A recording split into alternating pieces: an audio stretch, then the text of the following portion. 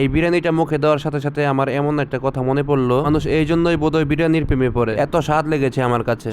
এটা ছিল রমজান মাসের ঘটনা। আমরা গিয়েছিলাম বসুন্ধরা শপিং কমপ্লেক্সে একটি মোবাইল কিনতে, আর তখন ইফতারের সময় ঘনিয়ে আসাতে আমরা ইফতার করতে বের হয়ে যাই। ইফতারের সময় এতটা ঘনিয়ে এসেছিল যে প্রতিটি দোকানে মানুষ হুমড়ি খেয়ে পড়েছিল। মার্কেটের সামনে কোনো দোকান ফাঁকা না পেয়ে তাই রিক্সা নিয়ে চললাম সামনে ফাঁকা দোকানের খোঁজে। রিক্সা আলা মামা আমাদের আমজাদ রেস্তোরাঁ নামের একটি রেস্টুরেন্টের সামনে নিয়ে আসে। আর এই হলো আমজাদ রেস্তোরাঁর ভিতরের অবস্থা। এখানে এসেও হতাশ হয়ে ভাবছিলাম এখানেও মনে হয় আজকে ইফতার করা হবে না, তবে শেষমেশ এখানে রিজিকের ব্যবস্থা হয়ে যায়। তাই বাহিরে চলে গেলাম কি কি আছে এখানে দেখার জন্য। প্রতিটি রেস্টুরেন্টের মতো এখানেও জিলাপি আর বুরিন্দা দিয়ে শুরু করেছে তারা। তারপরে রয়েছে ছোলা, যেটা অনেকে কালো বুট বলেই চিনেন, চিকেন ফ্রাই, সাথে 2 ধরনের জালি কাবাব, চিকেন রোল, ভেজিটেবল রোল, পেঁয়াজ, আলু চপ, বেগুনি, ক্ষীরের মধ্যে ভিজানো এখানে 1 ধরনের পিঠাও পেয়ে যাবেন। আর রয়েছে রমজান মাসে সবচেয়ে বেশি হাইপ করা যে জিনিসটা, সেটা হলো হালিম। সেটাও এখানে বিদ্যমান। বাঙালি 12 মাস চিকেন চাপ খেয়ে অভ্যস্ত, আর তাই তাকে রমজান মাসেও বাঙালি ভুলে না। আর তাই তো ডজন খানিক চাপ আগে ভেজে প্রস্তুত করে রেখেছে। আমরা খাবারের অর্ডার দিয়ে কোনোভাবে চাপাচাপি করে ভিতরে বসেছি, আর এর মধ্যে মাসুদের অর্ডার করা চিকেন চাপটি নিয়ে চলে আসলো।